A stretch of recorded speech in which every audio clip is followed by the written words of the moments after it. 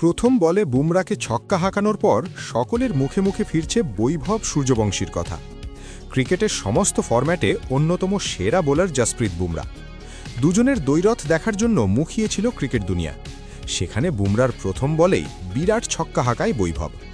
অনেকেই বলছেন অর্জুন যেমন জলের প্রতিকৃতি দেখে ঘূর্ণায়মান ধাতব মাছের চোখ বিদ্ধ করেছিলেন, তেমনি গুয়াহাটির বৃষ্টিবিঘ্নিত ম্যাচে বুমরার বলের দিকে নজর রেখে জোড়া ছক্কা হাঁকিয়েছে বৈভব। এরপর কি বলছে ১৫ বছরের বিস্ময় প্রতিভা? ম্যাচ শেষে বৈভবের কথায়, খুব একটা অনুভূতি হয়নি ছক্কা হাঁকানোর পর। আমি বোলারের থেকে বলের উপরই নজর রাখতে চেয়েছি। তবে স্বীকার করছি, বুমরার মতো বড় বোলারের সামনে একটু নার্ভাস লাগছিল।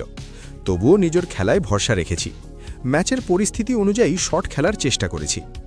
মঙ্গলবার গুয়াহাটির বর্ষাপাড়া স্টেডিয়ামে রাজস্থান বনাম মুম্বাই ম্যাচ হয়েছিল ১১ ওভার করে। সেখানে প্রথমে ব্যাট করে রাজস্থান। বুমরা এলেন দ্বিতীয় ওভারে, সামনে বৈভব। বুমরার প্রথম বলটাই ছিল ইয়র্কার দেওয়ার চেষ্টা। সেই চেষ্টায় সফল হননি বিশ্বের অন্যতম সেরা পেসার। উল্টে ফুল লেংথের বল হয়ে যায়, যা অনায়াসে মাঠের বাইরে ফেলে দেয় বৈভব। পরে আরও একটি ৬ মার এসে শেষ পর্যন্ত ১৪ বলে ৩৯ রান করে শার্দুল ঠাকুরের বলে আউট হয়। ততক্ষণে হাঁকিয়েছে ৫টি ৬ ও ১টি ৪। ম্যাচের আগে বিশেষ প্রস্তুতি নিয়েছিল বৈভব।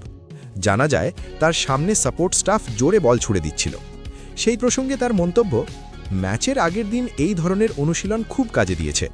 কাছ থেকে জোরে বল ছুড়ে দেওয়া হচ্ছিল আমার দিকে। এই ধরনের অনুশীলন করলে ম্যাচের সময় বেশি পাওয়া যায়। আগের ম্যাচের কিছু ভুল শুধরাতে আগে ভাগেই অনুশীলনে নেমেছিলাম, সেটার ফল পেয়েছি।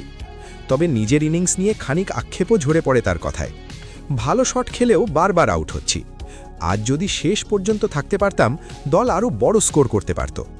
উল্লেখ্য, রাজস্থান রয়্যালসের পরের ম্যাচ শুক্রবার রয়্যাল চ্যালেঞ্জার্স বেঙ্গালুরুর বিরুদ্ধে।